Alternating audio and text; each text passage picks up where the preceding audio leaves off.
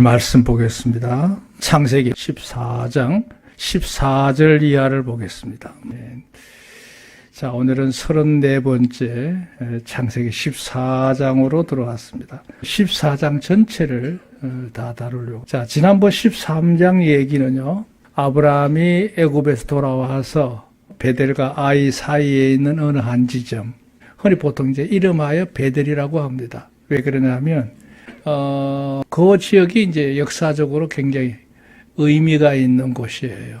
그래서 야곱이 형을 피해서 바단 아람으로 도망을 치다가 베겐 근방에서 잠을 자잖아요. 그리고 나중에 거기에다가 이제 잠을 자고 난 다음에 하나님이 함께 하시는 경험을 한 이후에 이름을 베델이라고 지었어요. 베델. 원래 그 지역 이름이 베델이 아니고 이곳은 하나님이 함께 하시는 곳이다. 하나님의 집. 그런 뜻이죠. 참 그 공교로운 것은 그 가까이 인근에요. 실로라는 데가 있어요. 실로. 그 실로 지역, 베델 지역, 다 그 아브라함이 살았던 최초의 근거지입니다. 지난 시간을 보면 이제 애굽까지 내려갔지만 다시 가나안 땅으로 돌아왔을 때 그 돌아왔던 원래 자리가 어디냐? 가나안 땅에 처음 들어왔을 때 단을 쌓았던 그 지역이에요. 그러니까 안전한 새 출발이죠. 어정쩡하게 그냥 가나안의 국경 안에 들어왔다고 해서 끝난 게 아니고 그런 점을 우리가 알 수가 있어요.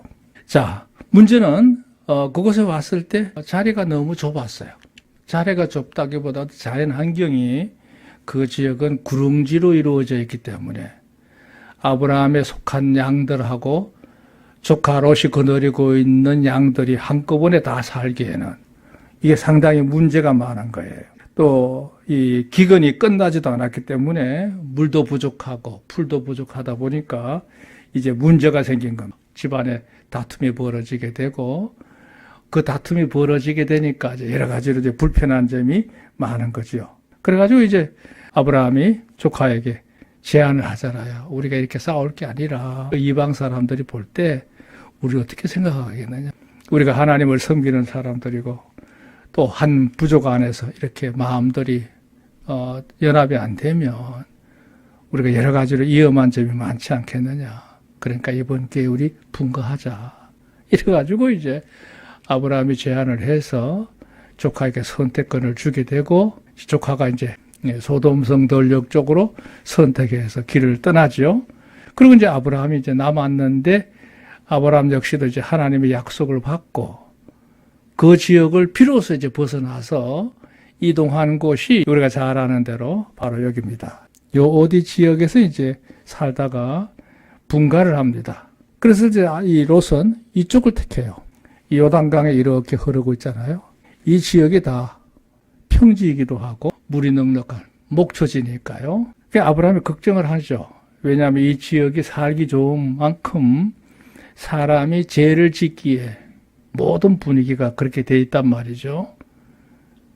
롯도 처음에는 이 지역에 가서 살긴 해도 고정되게 성을 쌓고 사는 소돔성으로 들어가질 않아요. 처음에는 요단 강변 쪽으로 내려갔다가 점점 내려가죠. 지금은 사해 바다가 이렇게 있지만 옛날 이 바다가 없었거든요. 이게 없었어요. 이후에 이제 생긴 거지. 이때는 그냥 강이에요. 늪지대예요. 이렇게 이제 요단강이 흘러가고 있었겠죠. 요단강이. 그 소돔 지역이 어디냐면 여기입니다. 지금 고고학자들이 추정하기에 그렇습니다. 왜냐하면 이 지역에 고고학자들이 땅을 파보니까 옛날에 성터가 나온 거예요. 성터가. 그 밑에 이제 고모라라고 하는 또 성이 하나 옆에 있어요. 이 당시는 요게 한 나라입니다. 나라. 한 부족이 성을 쌓고 살면 그게 한 나라예요. 부족으로 이루어지고 있는 소국가죠. 소국가. 부족별로 이제 나라를 형성하고 있는 시족사회의 전형적인 모습이에요. 소돔, 고모라. 그 다음에 이제 우리 롯이 도망갈 때 피했던 지역이 소알이라고 그랬죠. 소알. 소알도 역시 성입니다. 그것도 한 나라예요. 그 다음에 이제 아드마, 스보임 이렇게 나가는데요. 예, 알아요.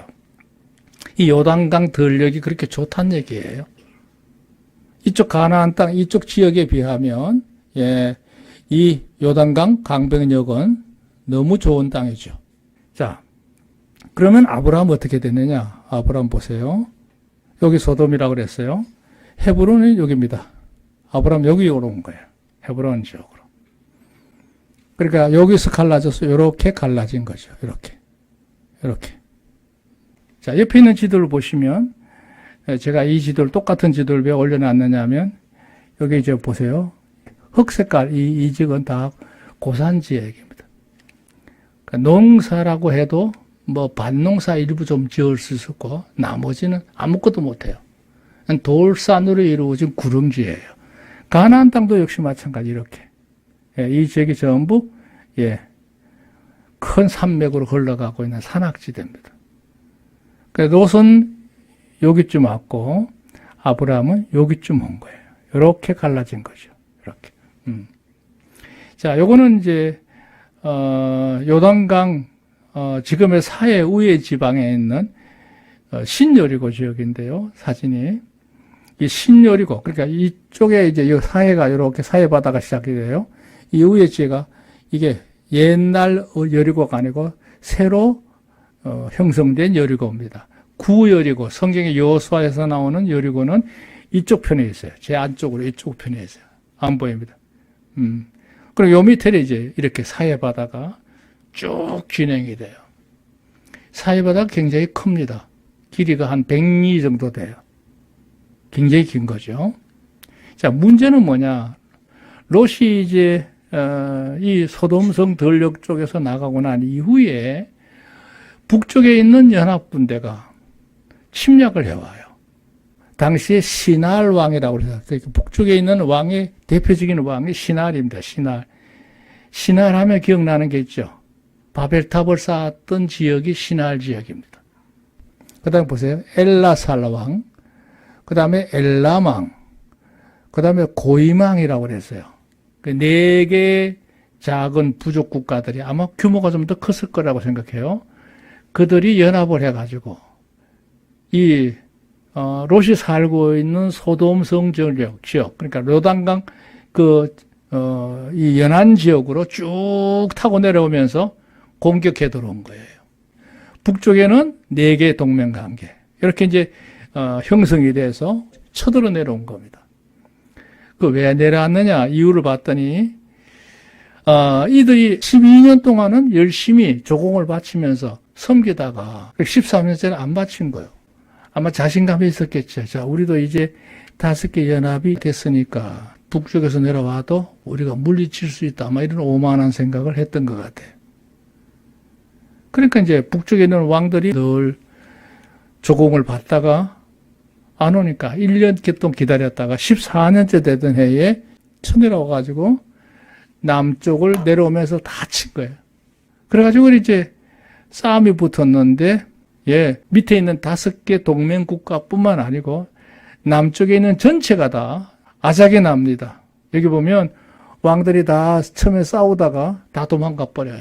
그리고 심지어는 이제 그 군사들 일부는 소돔 고모라성 밑에 지역에나 뻘창지대가 있었던 것 같아요. 그 도망가다 거기 다 빠져가지고 도망가지도 못하고 다 죽어버렸어. 그러니까 이제 북쪽에 있는 군대들이 내려가면서 차곡차곡 치면서 모든 뭐 가축들 할 것 없고 금은보화 다 챙기고 옛날 전쟁에서 제일 많이 챙기는 건 뭘까요? 가축이요? 아닙니다. 사람입니다. 옛날 시대에서 가장 큰 재산은요, 사람이에요. 일단 사람은 잡아가면 노동력을 쓸 수 있잖아요, 1차적으로. 일을 부려먹을 수 있잖아요. 그러다 이제 여자들은 또 자기들이 후처를 삼아서 이렇게 자식을 번창하게 하는 수단을 삼기 때문에 사람이 옛날 전쟁에서는 가장 큰 자원이에요. 그렇게 보면 모든 재물과 양식뿐만 아니고 사람들도 모조리 다 잡아갑니다. 그러니까 나중에 보니까 조카도 아브라함의 조카 가족들도 다 잡혀간 거예요. 이제 이런 상황이 된 거죠. 자, 지도를 보여드릴게요. 이 북쪽 지역, 이 지역에 살고 있는 부족이 4부족이 이렇게 치고 내려온 거죠. 소돔성 고모라 지역. 그 다음에 이제 여기 세계연합과 치면서 요 밑에 요렇게 볼록 튀어나왔어요. 여기 뭐야? 아카바만입니다. 지금의 에일랏이라고 하는 홍해인데요. 이 지역까지 치고 내려갑니다. 지도니까 그림이니까 별거 아닌 것 같지만 이 거리가 굉장히 멀어요. 그리고 이 지역을 다 훑어버려요. 다 치워버립니다. 자, 이렇게 치고 내려왔어요.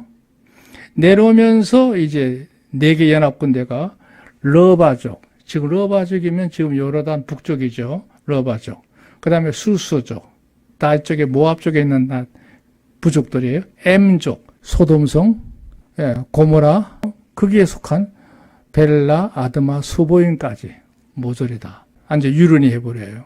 그리고는 이 군대가요, 계속해서 내려가서 저 밑에 있는 아카바만까지 내려가면서 에서의 후손들 모조리 다 칩니다. 호리족, 이쪽, 에돔족 할 것도 없고, 돌아오면서 이게 한 바퀴 돌면서 여기 지역 밑에 있는, 그러니까 브엘세바 남부 지역에 있는 아모리족까지 모조리 다 틀어버려요. 그러니까 전리품이 굉장히 많겠죠. 그리고 이 사람들이 이제 올라가는 겁니다. 문제는 뭐냐? 롯의 집에 종놈 하나가 이 사실을, 여기 헤브론 여기 있잖아요. 헤브론에 있는 아브라함에게 연락을 한 겁니다. 그 거리가 한 100리길 정도 돼요. 그래서 헤브론에 있는 아브라함에게 종이 가서 주인이 큰일 났습니다. 지금 북쪽에 있는 군대가 내려와가지고 남쪽 다 유린했고 지금 올라가고 있는 중입니다. 이러겠단 말이에요. 그랬더니 이제 그 얘기를 듣고 아브라함이 여기 보면 조카 롯을 구하기 위해서, 또 소돔성 지역, 남부 지역에 있는 부족들을 구하기 위해서 추격할 계획을 세우는데요. 여기 보면 아브라함이 자기 집에서 길리고 연습한 사람, 그 종들 중에 군사훈련을 시킨 종들이 여기 318명이라고 그랬어요. 318명을 일단 소집을 하고요. 이건 주인의 명에 따라서 이제 목숨을 내고 싸워야 될 가신들이잖아요, 가신들. 뿐만 아니라 이제 아브라함이 살고 있는 그 주변 지역에 있는 얼레 부족들, 흔히 말하는 마몰의 부족들, 아넬의 형제들, 에스골의 형제들, 이런 작은 부족들도 우리도 같이 힘을 보태겠습니다. 이렇게 된 겁니다. 이게 있을 수 없는 일이거든요. 나하고 관계도 없는 일에 괜히 끼었다가 북방 군대, 그것도 작은 군대도 아니고 그렇게 남쪽을 다 유린할 만큼 엄청난 군대인데 그들과 상대해서 전쟁하겠다고? 안 되는 거예요. 그럼에도 불구하고 이들이 아브라함에게 우리도 돕겠습니다. 이렇게 된 겁니다. 여기서 우리가 시사하는 바가 있겠죠. 당신은 아주 냉정한 부족 사회거든요. 서로 먹고 살기 위해서 치고받고 싸우는 시대란 말이에요. 그런데 아브라함이 그런 일을 당하면 아브라함에 속한 모든 걸 차지할 수 있는 기회잖아요. 그럼에도 불구하고 자기들도 같이 목숨을 내걸고 아브라함과 함께 하겠다고 마음을 먹은 거. 대단한 겁니다.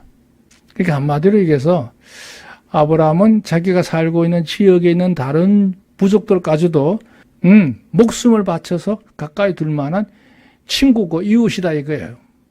그렇지 않고서는 이런 일이 벌어질 수가 없어요. 일단 그렇게 해서 보세요. 아브라함이 헤브론이라는 곳에서부터 시작해서 쫓아 올라갑니다. 이게 북방 군대는 이렇게 해서 이제 올라가는 중이고요. 이렇게 올라가고 있는 중인데 아브라함이 그 얘기를 듣고 헤브론에서부터 출발을 해서 다한까지 쫓아갑니다. 이 다한이라는 게 참 의미가 있는데요. 다한이 어디냐? 헬몬산 밑에가 다한이에요. 요단 강물이 시작되는 데가 다한입니다. 요 다한이에요. 다한에서부터 출발한다 이런 뜻이에요. 그건 어디냐? 지금의 이스라엘하고 레바논 국경지역입니다. 가나안 땅 당시의 부족으로 볼 때는 거기가 경계선이에요. 지금도 예가 다른 바 없습니다. 강이라든지 산능성이라든지 골짜기에 있는 도랑이라든지 이런 것들이 지금도 산의 경계거든요. 이런 주택가는 아주 주도 면밀하게 지적도로 갖고 따지지만 저 시골만 가도 산 경계선은 도랑이든지 강이든지 산 능선이든지 이런 식이거든요. 이쪽 능선, 저쪽 능선 이런 식이에요. 다한이 그런 지역입니다. 이 지역이 큰 높은 산들이 있기 때문에 자연적으로 경계선이 나누어져요. 다한까지 갔다는 말은 가나안의 끝에까지 간 거예요. 성리의 도치에 있을 때 내리 기습을 해서 그 밤에 이 북쪽에 있는 연합군대가 엄청난 혼란에 빠지게 되죠. 그래가지고 이 사람들이 이제 도망을 칠 거 아니에요, 사방으로. 도망을 칠 때 중요한 점은 호바까지 쫓아갔다고 그랬어요. 호바가 어디냐면 다메섹 북쪽 지역에 있는 지역이거든요. 그러니까 이쪽 시날 지역, 이 지역 일대에 살고 있는 어느 한 평원인 것 같아요. 제가 그 자료를 찾아봤더니 헤브론에서 다한까지 거리가 약 한 200km 정도 된대요. 지금은 도로가 좋아서 고돈 길이 많기 때문에 200km 정도 된다고 하면 옛날에는 더 된다고 볼 수 있죠. 구보전 그 길을 따라서 달려 올라가야 됐으니까요. 아브라함 종들이 대단한 거예요. 다한까지 가서 기습을 해가지고 혼비백산 한 놈을 다시 따라서 호바까지 올라갔다고 그랬어요. 호바까지 하면요, 헤브론에서 호바까지는 한 300km 되거든요. 굉장히 먼 거리죠.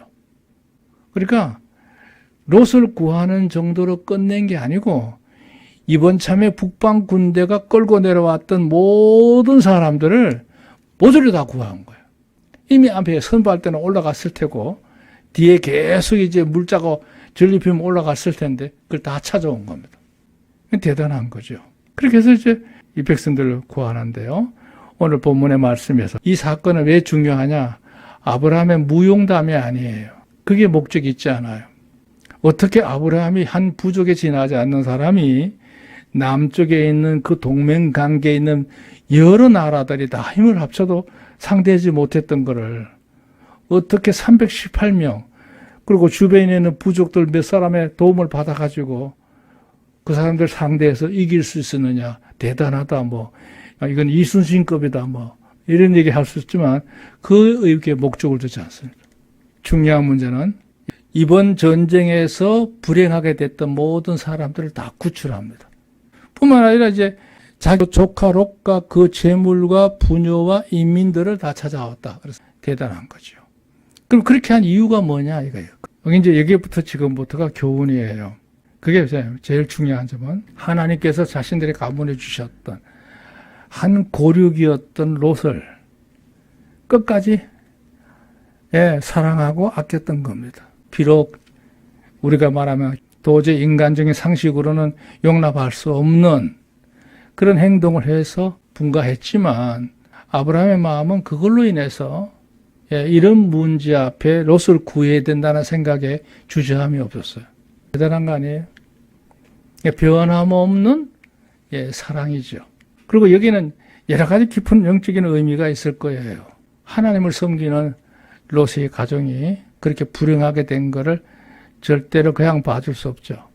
아브라함이 가만히 있으면 인간적으로는 뭐랄까요, 좀 보복 심리대가 있다면 내버려둘 수도 있고 또 자기 신변을 생각해서라도 그거는 어쩔 수 없다 포기해버리고 롯을 그냥 방치했으면 끝날 일이지만 롯을 구하기 위해서 최선을 다하는 모습. 요즘 현대인들에게 없는 거예요, 이게. 있다 하더라도, 드문 일이죠. 근데 아브라함이 그걸 합니다. 두 번째는 뭐냐면, 언제든지 이런 불행한 일이 있을 것이라고 하는 것을 예상을 하고, 집에서 늘, 훈련을 시켜서 준비를 하고 있었어요. 그러니까, 부족 사회에서는 언제든지 그런 전쟁이 벌어질 수 있거든요. 그러니까 언제든지 그런 일이 일어나도 마땅히 대응할 수 있는 가신들이 아까 그랬죠.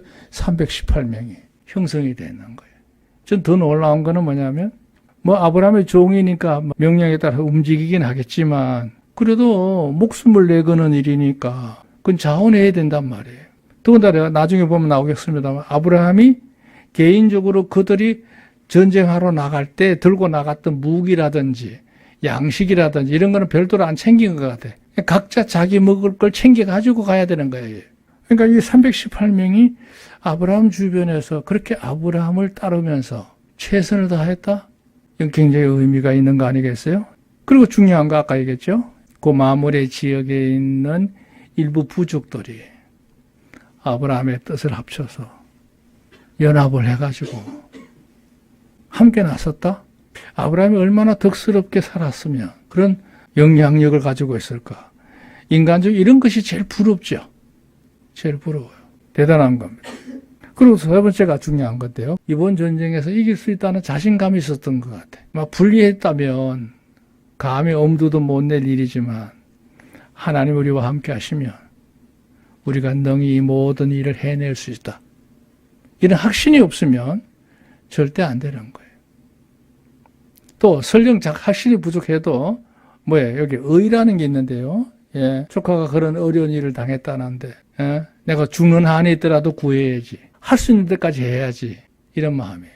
참 요즘은 자기중심적인 사람이면 이런 거는 참 어려운 거예요. 그리고는 이제 적당히 흉내낸 게 아닙니다. 아까도 얘기했죠. 단까지. 단으로 끝나지 않았어요. 단에서 대부분 다 찾았을 거예요. 그랬는데 호바까지 쫓아갔다고 그랬어요. 호바는 어디?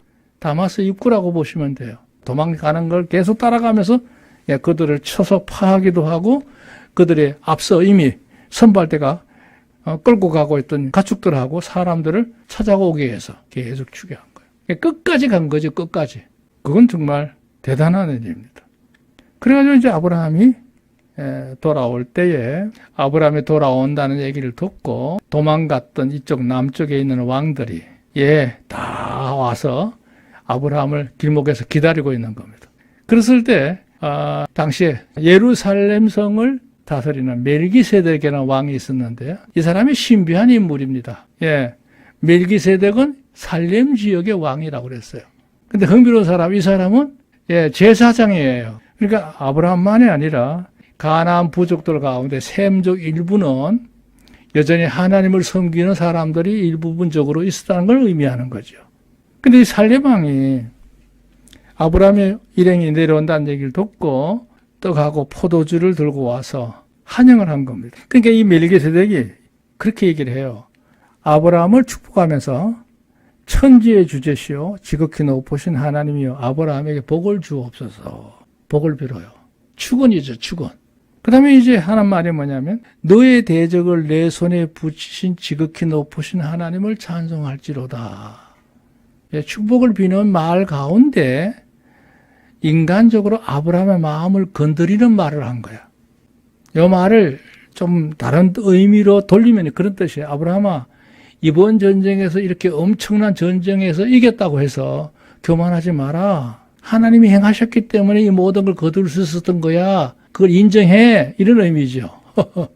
사람은 공로의식이 강하기 때문에요. 이런 엄청난 전쟁에서 이기게 되면 교만할 수 있잖아요. 인간적으로. 목에 힘이 들어갈 수 있단 말이에요. 그런데 처음에는 복을 빌어주는 것 같더니만 뒤에는 은근히 고리가 들어있는 말을 던지게 되면 사람의 감성이 상할 수 있거든요. 내가 승리한 걸 별로 마음에 안 달가는 것보다 시계 하나보다 이렇게 경계할 수도 있는 거고 또 자존심이 상할 수도 있잖아요. 내가 얼마나 큰 고생을 해서 이번에 일을 했는데 나를 하나도 칭찬하지 않고 이런 식인가? 이렇게 받을 수 있거든요. 근데 보세요. 우리 잘 아는 얘기지만 그렇게 했을 때 아브라함의 어떤 취한 행동이 중요합니다. 아브라함이 그 얻은 것에서 10분의 1을 멜기세덱에게 주었다 그랬어요. 10분의 1. 이게 성경에 나오는 최초의 11조입니다. 그러니까 아브라함이 그 전리품이 얼마나 많겠습니까? 생각해 보세요. 남쪽에 있는 여러 나라들 모든 재산들 그리고 북방 군대가 가지고 있던 기본적인 또 재산들이 많잖아요. 그거 다 뺏어 갖고 오는 중인데 그거의 10분의 1? 멜기세덱은요. 아무 수고하지도 않고 그날 하루아침에 엄청난 부자가 됐을 거예요. 물론 사람을 떼주지는 않았지만 어마어마했을 겁니다. 아마. 왜 줬어요? 하나님을 찬양하는 마음도 있고 그걸 인정하는 멜기세덱의 그 의미심장한 그 말에 동의한다고 하는 표현이죠. 조금도 그 마음속에 불편함을 가지지 않았어요. 대단한 겁니다. 자, 그러고 나니까 나머지 왕들, 소돔 지역에 있는 왕들이죠. 고모라 왕 할 것 없이 이 왕들이 이제 아브라함에게 청을 넣습니다. 뭐라고 하느냐? 이번에 가지고 있는 모든 전리품 중에 사람들만 나한테 돌려주고 나머지는 다 너가 가져도 좋다, 이런 식이에요. 그거는요, 전쟁에서 이긴 사람의 몫이기 때문에 이건 합법적으로 아브라함 겁니다. 소돔 고모라 성 사람들, 왕들 나설 이유가 없어요. 뭐 아브라함의 마음에 좀 잘못된 마음을 먹으면 그들 한참에 다 없앨 수 있어요. 그리고 그날로부터 아브라함은 엄청난 부족을 거느리고 있는 왕이 될 수도 있어요. 정치적인 절대 권력이죠. 만약 이런 상황이 우리나라에 주어졌다. 그걸 거부할 수 있는 정치인들 몇 명이나 될까요? 여야를 물론하고 자기가 당연히 왕이 되려고 할 거예요. 거기다가 뭐 자원 풍족하고 갑자기 수만 명이 내가 거느릴 수 있는 우두머리가 되는 거니까 대단한 거잖아요. 자, 함께 혼자 살겠다고 도망갔다가 전세가 뒤집어져서 이렇게 상황이 되니까 이제 나타나가지고 자기 군사 다 죽고 말이지. 빈몸으로 와가지고 아브라함에게 떡하니 인심 쓰듯이 이번에 모든 전리품 다 가져도 좋은데 사람들만 돌려줘, 이거예요. 말도 안 되는 얘기죠. 그랬더니 아브라함이 소돔 왕에게 이렇게 얘기합니다. 천지의 주제시여 지극히 높으신 하나님께 내가 손을 들어 맹세한다. 하나 앞에 맹세한다 이거예요. 하나님 이름으로 내가 선언한다 이거죠. 내 말이, 당신 말이 내가 아브라함으로 치붙게 하였다 할까 하여. 이 말씀은 뭐냐면 나중에 아브라함이 이제 이 전리품 다 가지게 되면 엄청난 부자잖아요. 근데 그 부자가 된 것이 하나님이 축복한 게 아니고 소돔 왕에 내가 가져와야 되지만 수고했다고 애썼다고 보상으로 줬더니 아브라함이 저렇게 부자가 된 거라는 말을 듣는다는 말이죠. 내가 아브라함에게 복을 줬기 때문에 그 많은 물건을 줬기 때문에 아브라함이 부자가 된 거다. 그런 말을 들을 거 아니냐. 그러니까 당신에게 속한 거, 당신 것에 대한 거는 여기 보세요. 물은 한실이란 말은 실오라기 하나라도 신발짝 하나라도 내가 취하지 않거든. 아무것도 안 한다는 거죠. 이건 아브라함이 가질 수 있는 권한이 있는 거예요. 이건 당연히 성리자가 갖는 전리품이거든요. 근데 이제 아브라함 말하기를 오직 계산할 건 있는데 소년들의 먹은 거, 318명이 자기가 먹을 거 모든 거 다 챙겨갖고 올라갔는데 그 몫은 챙겨줘야 된다는 거죠. 뿐만 아니라 이번에 함께 했던 아넬, 에스골, 마몰의 부족들, 그들의 분깃은 줘야 된다 이거예요. 그 보상이죠. 그 외에는 다 가져가라 이거예요. 이게 아브라함이에요. 오늘 얘기는 그거예요. 아브라함이 그 전쟁에서 이겼네, 조카를 구했네, 물론 그것이 의미이지만 이 아브라함의 의식은 딱 하나입니다. 나는 이제 하나님 주신 것 가지고 살지.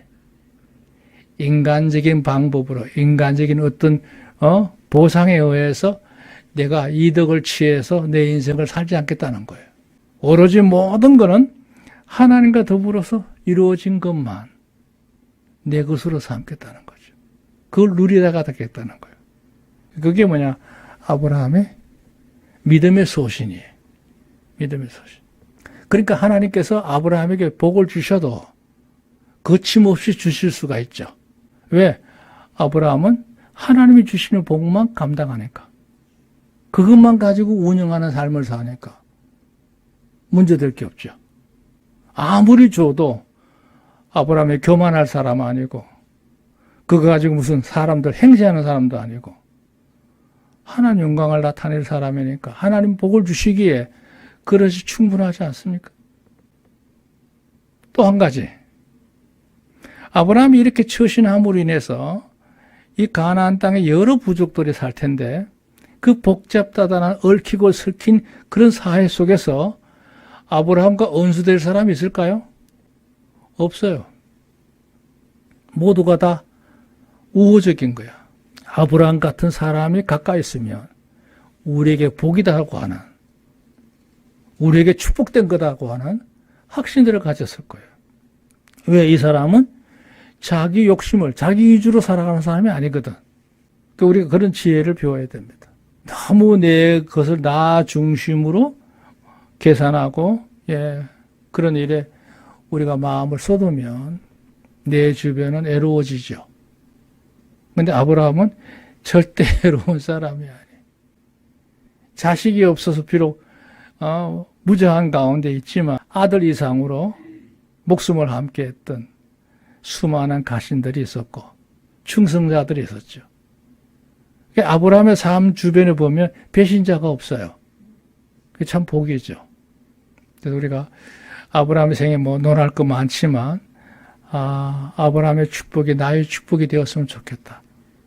그에 따라서 우리도 그에 따른 우리 의식이라든지 이런 모든 마음가짐이 반듯해야 되겠구나 하는 그런 하나의 중요한 교훈을 가지게 됩니다. 하나님 은혜와 축복이 늘 함께 하시기를 주의 이름으로 축원합니다.